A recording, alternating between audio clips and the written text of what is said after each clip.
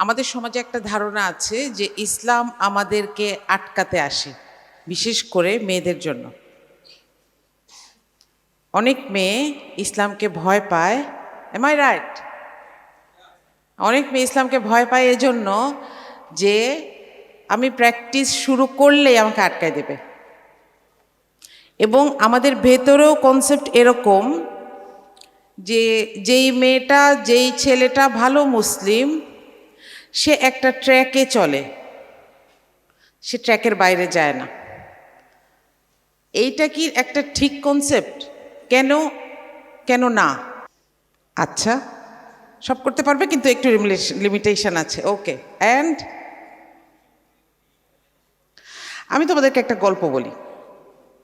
এই গল্পটা হচ্ছে চার্চ ভার্সাস রাষ্ট্রের একটা বিরোধের গল্প। একটা সময় পর্যন্ত ধর্ম মানুষকে নিয়ন্ত্রণ করেছে। every single items were controlled by religion.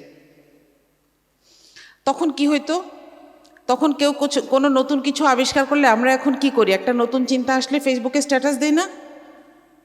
ওরা তখন নতুন কিছু পেলে এটা চার্চকে জানাইতো। চার্চ এটাকে অ্যাপ্রুভ করলে তাহলে ও মানুষের কাছে বলতে পারবে, আর যদি অ্যাপ্রুভ না করে তাহলে গিলে ফেলতে হবে। একজন বিজ্ঞানী নিজে নিজে একটা টেলিস্কোপ বানাইলেন। তারও অনেক আগে একজন লেন্স বানিয়েছিলেন। তোমরা যদি লেন্সের আবিষ্কারের ঘটনাটা জানো, এটা একটা ঝাড়ুদার ছিল। একজন ঝাড়ুদার কাঁচ কুড়ায় পাইতো না, সেগুলাকে ঘষায় ঘষায় ঘষায় ঘষায় লেন্স বানাইতো। এবং এইটা করতে করতে ও জমায় রাখতো, আর মানুষকে বলতো, জানো তোমার দাঁতটা আসলে কীরকম ময়লা, আমার কাছে একটা জিনিস আছে, আমি ওটাতে তোমাকে দেখাতে পারবো। এইটা করতে করতে একসময় রানী এলিজাবেথ তার বাসায় চলে গেছে এটা দেখার জন্য। হ্যাঁ, এখন যখন আরেকজন বিজ্ঞানীর কথা বলছি, উনি টেলিস্কোপ বানালেন এবং দেখলেন যে পৃথিবী সূর্যের চারপাশে ঘুরে। এর আগ পর্যন্ত চার্চের ধারণা ছিল যে পৃথিবী ফিক্স আর সবাই তার পাশে ঘুরে। এখন এই নতুন আইডিয়াটাতে সাবস্ক্রাইব করার জন্য ওকে কী করতে হবে? আগে চার্চে গিয়ে অনুমতি নিতে হবে। সে এটা নেয় নাই, সে মানুষকে দেখাতে শুরু করলো। সবাইকে বললো, আমার বাসায় আসেন, আমি টেলিস্কোপ দিয়ে আপনাদেরকে দেখাবো। এরপর চার্চ কি করেছে? চার্চ খুশি হয় নাই। কারণ কি? যে তোমার এত বড় সাহস, তুমি 2 পাতা ইংলিশ পড়ে, আমাদের দেশে বলে না এরকম, যে 2 পাতা ইংলিশ পড়ে বেশি ট্যাটন হয়েছ, এটা করা যাবে না। এরপর কি করছে? এই বিজ্ঞানীকে ধরে আদালতে নিয়ে গেছে। আদালতে নিয়ে বলছে, এইবার তুমি এটাকে টাউন হল বলে আর কি, ওরা টাউন হল বলতো, হ্যাঁ, এনশিয়েন্ট গ্রিসে। তো ওরা বলছে যে দাঁড়ায় সবার সামনে বলো যে আসলে পৃথিবী ঘুরে না, পৃথিবী ফিক্স, বাকি সব তার সামনে ঘুরে, তার পাশে ঘুরে। এ বেচারা বলেছে, কারণ মেরে ফেলবে। এরপরে এসে রাস্তায় এসে আকাশের দিকে তাকায় বলে, পৃথিবীটা তো ঘুরছেই। মানে ও তো মন থেকে বলে নাই, তাই না? এই সময়টাতে এসে সায়েন্টিস্টরা চিন্তা করলেন যে এইভাবে তো চলতে দেওয়া যাবে না, তাহলে তো সায়েন্স কাজ করবে না। সবই যদি চার্চকে দিয়ে সাবস্ক্রাইব করায় করায় মানুষের কাছে আসতে হয়, তাহলে তো কাজ হবে না। এখানে 2টা উপায় আছে। একটা উপায় হচ্ছে, হয় চার্চকে ওপেন মাইন্ডেড হইতে হবে, না হলে চার্চ থেকে লাইফকে আলাদা করে ফেলতে হবে। সহজ কোনটা? চার্চকে ওপেন মাইন্ডেড করা যাবে না। এটা আমরা এখনো দেখি, তাই না? আমার মনে হয় তোমরা বুঝতে পারছো কনটেক্সট করে। এখন কি করলো? ঠিক আছে, তাহলে জীবন আলাদা। শুধু রবিবারে কোনো কাজ করা যাবে না, এগুলো সব হচ্ছে দুনিয়াবি কাজ। আর রবিবার হচ্ছে শুধু গডের জন্য। রবিবারে ইবাদত করতে হবে, কোনো কাজ করা যাবে না। তোমরা যারা রবিনসন ক্রুজোর গল্প পড়েছ কিংবা সুইস ফ্যামিলি রবিনসনের গল্প পড়েছ, ওরা দেখবা যে রবিবারে ওরা ওই যে সেই দ্বীপে আটকে গেছিল, ওরা রবিবারে কোনো কাজ করতো না, নিজেকে নিজে ছুটি দিত। কেন? কারণ ওই যে মাথার মধ্যে একটা কনসেপ্ট। এখন ওদের গড, ওদের চিন্তা মতে ওরা শুধু রবিবারে নামাজ পড়লে খুশি। এরকম করতো আরাম, তাই না? বাকি 6 দিন যা ইচ্ছা ফুর্তি, রবিবারে আবার একটু একটু ইবাদত করলেই হবে। এটা আসলে ভালো না? এরকম হয় কিন্তু না। আমাদের মেয়েদেরকে একটা জিনিস খুব ফেস করতে হয়। আমরা যারা পর্দা করতে চাই, আমাদের ফ্রেন্ডরা বলে, ঈদের দিনেও পর্দা করবা, বিয়ের দিনেও ঘোমটা পরবা, বলে, তাই না? কারণ আমাদের মধ্যে কিন্তু ওই কনসেপ্টটা আছে। আমরা মনে করি দিনের একটা সময় একটু আল্লাহর কাছে একটু সিজদা করলে হইলো, বাকি সময় আমি আমার মতো। এই যে পৃথিবী এবং অপার্থিব দুইটাকে আলাদা করে ফেলার যে যুদ্ধটা, এটা কিন্তু চার্চ ভার্সাস খ্রিশ্চানিজমের ছিল, সরি, চার্চ ভার্সাস সিভিলাইজেশনের ছিল। এটা ইভেন বাইবেল ভার্সাস সিভিলাইজেশনের যুদ্ধও ছিল না। চার্চ আর বাইবেল কিন্তু এখানে এক না। চার্চ হচ্ছে অথরিটি, তাই না? ওরা সবসময় বাইবেলকে বাইবেলের মতন করে মানত না, নিজের মতন করে মানত। এবার আসো, আমরা যদি ইসলামের কথা চিন্তা করি, ইসলাম কি আমাদের সাথে এই আচরণ করে? ইসলাম বলে যে তুমি শুধু নামাজের সময় নামাজ পড়বে, বাকি সময় তুমি যা ইচ্ছা করো, আমি তাকাবো না? এটা বলে? প্রমাণ কি? আল্লাহ স্পষ্ট বলছেন, তোমরা ইসলামে পরিপূর্ণভাবে প্রবেশ করো। এখন আমাদের একটা টেনশন আসে যে তাহলে এই যে ইসলামে পরিপূর্ণভাবে প্রবেশ করার কথা বলছে, এটা তো আমাকে আটকায় ফেলবে, তাই না? আজকেই যদি আল্লাহ মাফ করুক আমি এখানে এসে বলতাম কালকে রাত্রে 12:30টায় আমার একটা ছিনতাই হয়েছে, সবাই কি বলতো? বেরোছিলা কেন? বলবে না? বলবে। অথচ আল্লাহ রাসূল সাল্লাল্লাহু আলাইহি ওয়াসাল্লাম এমন সভ্যতার ওয়াদা করেছেন, সেটাকেই ইসলামিক সভ্যতা বলেছেন, যেইটাতে একটা মেয়ে একা ট্রাভেল করতে পারবে। এই সিকিউরিটিটাকে সভ্য হওয়ার একটা প্যারামিটার হিসেবে বলেছেন। কেউ হাদিসটা জানো? রাসূল বলছেন সাল্লাল্লাহু আলাইহি ওয়াসাল্লাম বলছেন, এমন একটা সময় আসবে যখন সানা থেকে হাদ্রামাউত পর্যন্ত একজন মহিলা ভ্রমণ করবে একা, কিন্তু সে বন্য পশু ছাড়া কাউকে ভয় পাবে না। তোমরা সেই দিনটার জন্য অপেক্ষা করো। তাহলে আমি কিভাবে একজনকে বলি যে তুমি কেন বের হয়েছিল? দোষটা তো আমার, আমি সমাজে সেই সিকিউরিটি এনশিওর করতে পারি নাই, রাইট? আমি যখন 3টা জিনিস চিন্তা করি, তখন আমার কাছে মনে হয় যে ইসলাম আমাকে ফ্রি করে দিয়েছে। প্রথমটা হচ্ছে সূরা জুমার 10 নম্বর আয়াত।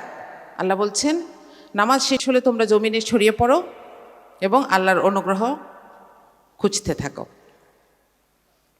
এটার মানে হচ্ছে যে তোমাকে সারাক্ষণ ফেরেশতাদের মতো নামাজ পড়তে হবে না। তোমাকে আল্লাহ দুনিয়ায় পাঠিয়েছেনই দুনিয়াটাকে আবাদ করার জন্য, রাইট? তাহলে আমি সারাদিন খুবই আল্লাহওয়ালা মানুষ, আমি সারাদিন মসজিদে বসে থাকি, আমি বাসায় আসলেও তসবিহ নিয়ে বসে থাকি, আমি কি একটা ভালো মুসলিম? না, কারণ আমি আল্লাহর এই আদেশগুলোকে অমান্য করছি, রাইট? দ্বিতীয় যেটা বলবো সেটা হচ্ছে আল্লাহ বলছেন সূরা ইমরানে, আকাশ ও পৃথিবীর সৃষ্টিতে দিন ও রাতের আবর্তনে তাদের জন্য নিদর্শন আছে যারা চিন্তা করে।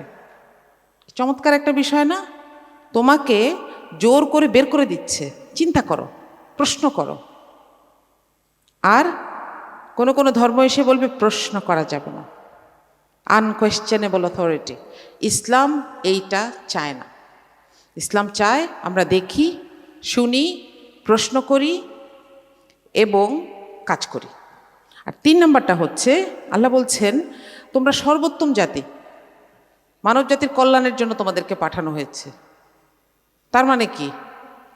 আমাকে সিলেক্ট করা হইলো, এরপর আমাকে বলা হবে না যে, আমরা বাচ্চাদেরকে বলি না যে ইউ আর স্পেশাল, তুমি খালি বসে থাকবা আর তুমি খালি চাইবা আমি তোমাকে সব এনে দিব। আল্লাহ এটা বলছেন না। আল্লাহ বলছেন তুমি বেস্ট, কিন্তু you are the servant of the humanity. সারা সব মানুষের জন্য, যারা মুসলমান না, ইভেন পশু পাখি মানুষও না, তাদের কল্যাণের জন্য তোমাকে পাঠানো হয়েছে। এই কল্যাণ কেমনে করব আমরা তাইলে? যে যেটা পড়েছি, যে যেটা ভালো লাগে। আমি এখানে একটা ছোট কথা বলি, এইটা সারা জীবন মনে রাখার মতন, আমার নিজেকে খুব স্পিরিট দেয়। সেটা হচ্ছে প্রত্যেকের একটা হবি থাকে না? এমন কেউ আছো যার কোনো হবি নাই? ফোন ঘাটা ছাড়া রিল দেখা ছাড়া আর কোনো হবি আছে? Don't say, please don't say TikTok বানাই। আমার আমার বুকে ব্যথা লাগে আমি যখন দেখছি আমার স্টুডেন্টদের মধ্যে কারো কেউ টিকটক কি জানি বলে স্টার, আমার খুব কষ্ট লাগে, খুবই কষ্ট লাগে।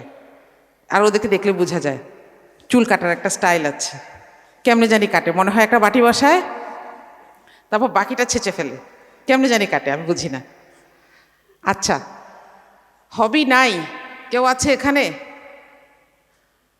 ভয় বলতেছে না, আচ্ছা ঠিক আছে, তোমার একটা হবি আছে, ফাইন্ড ইট। এই হবিটা হচ্ছে তোমার সাথে আল্লাহর একটা কানেকশন।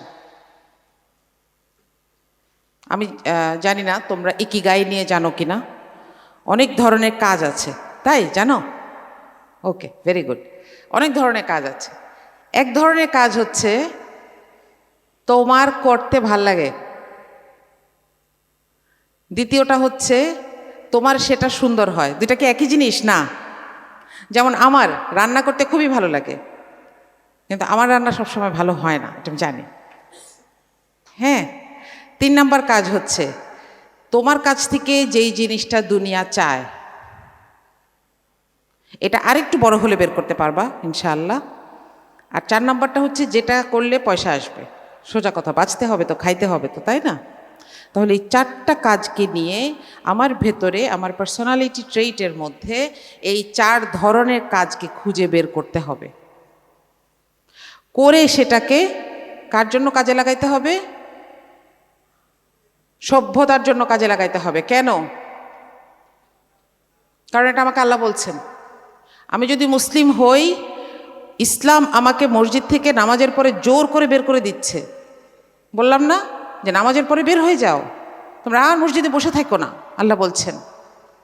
তাহলে ধার্মিকতার আরেকটা নাম হচ্ছে আল্লাহর সৃষ্টিকে নিয়ে চিন্তা করা, জানা। এই কথাগুলো কিন্তু থিওরিটিক্যাল কথা না, এই কথাগুলো বুঝেছিলেন দেখেই ইবনে সিনা, ইবনে সিনার একটা স্পিচ তোমাদের এখানে লেখা। ইবনে সিনা, হাসান ইবনে হাইসাম থেকে শুরু করে খোয়ারিজমি, যাদের নাম তোমরা জানো, প্রত্যেকে নামাজের পরে তার নিজের হবি নিয়ে আল্লাহর সৃষ্টির কল্যাণ করার জন্য বের হয়ে গেছিলেন। ইবনে সিনা কি করতেন? রাস্তায় যে খরগোশগুলো আহত হইতো এগুলোকে এনে এনে অপারেশন করে এগুলোকে ভালো করার চেষ্টা করতেন। এইটা করতে করতে উনি আস্তে আস্তে একটা বই লিখলেন, তাই না? যে কোথায় কোন নার্ভ, পেটে কাটতে হইলে কোথায় কাটতে হবে, ব্রেইন ফাটাইতে হলে কোন জায়গা দিয়ে ফাটাইতে হবে, কারণ ভেতরে একটা অপারেশন করতে হবে। তাহলে এইটা করতে ওনাকে কে স্পিরিট দিয়েছে? ইসলাম, তার মুসলমানিত্ব, তার পরিচয়। আমরা যখন আমাদের পরিচয় ভুলে যাই, আমরা তখন উদ্দেশ্যহীন হয়ে যাই, তাই না? আমি যখন মুসলিম হিসেবে আমার পরিচয় ভুলে যাব, তখন আমি উদ্দেশ্যহীন হয়ে যাব।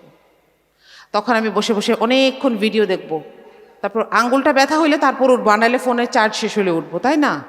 আর না হয় হেডফোনের চার্জ শেষ হলে উঠবো। কিন্তু আমার কর্তব্য কিন্তু ওইটা ছিল না। আল্লাহ আমাকে দুনিয়া পাঠিয়েছেন কিসের জন্য? মাখলুকাতের জন্য। রাস্তায় একটা কুকুর মারা গেলেও আমাকে জবাবদিহি করতে হবে, এটা বলে বলে রাস্তায় কাঁদতেন কে? হযরত ওমর রাদিয়াল্লাহু আনহু, তাই না?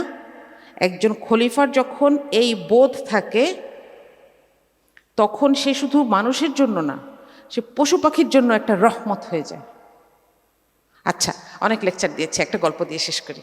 সেটা হচ্ছে আমাদের কিছুদিন আগে, কেউ সাল বলতে পারবা আমাকে? কাতারে ওয়ার্ল্ড কাপ হইল কবে?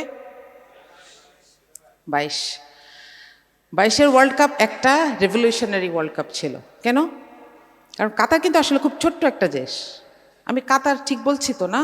এই কুয়েত কাতার আমার কাছে একরকম লাগে। কাতার খুব ছোট একটা দেশ, এত মানুষকে ওরা কিভাবে জায়গা দিবে? টেম্পোরারি হলেও হোটেল বানানো সম্ভব না। ওর এরপর কীভাবে জায়গা দিয়েছে বলো তো? ক্রুজ নিয়ে আসছে, তাই না? বড় বড় শিপ, সেখানে মানুষকে রেখেছে। মানুষ মানে কি? প্লেয়াররা আসবে, সাংবাদিক আসবে, যারা খেলা দেখতে আসবে, কারণ ওই টিকিট বিক্রি না হলে তো ওয়ার্ল্ড কাপের টাকা উঠবে না। এই রকম একজন এখান থেকে যাওয়ার সময় একটা চমৎকার কথা বলেছে। আমি সিভিল ইঞ্জিনিয়ার, আমি যখন ডেভেলপমেন্টের কথা চিন্তা করি, আমি যখন আরবানাইজেশনের কথা চিন্তা করি, তখন আমার মাথায় এটা আসে।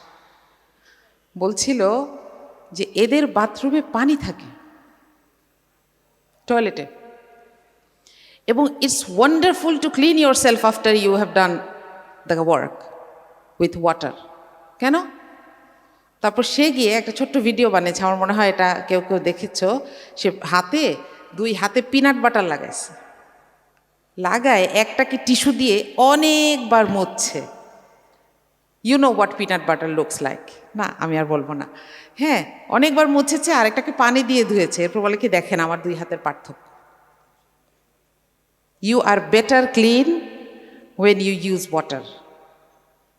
দেখো কি ফিজিক্যাল একটা রিপ্রেজেন্টেশন হয় না এটা?